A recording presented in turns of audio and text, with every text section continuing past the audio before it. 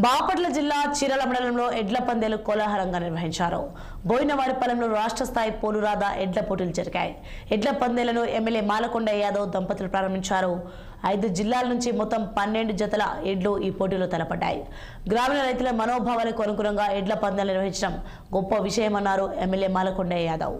పోటీలో తలపడే ప్రతి ఒక్కరూ గెలుపోటమును స్ఫూర్తిగా తీసుకోవాలని సూచించారు. రైతు కుటుంబాలు పశు సంపదతో తనకున్న అవినాభావ సంబంధాలను ఎమ్మెల్యే ప్రజలతో పంచుకున్నారు.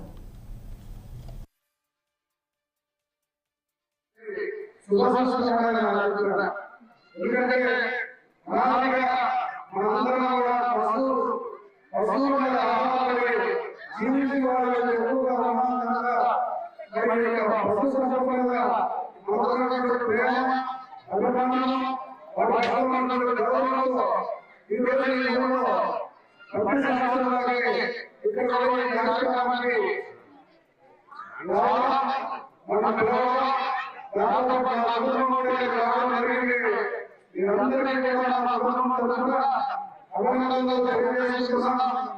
ఈ ఊరు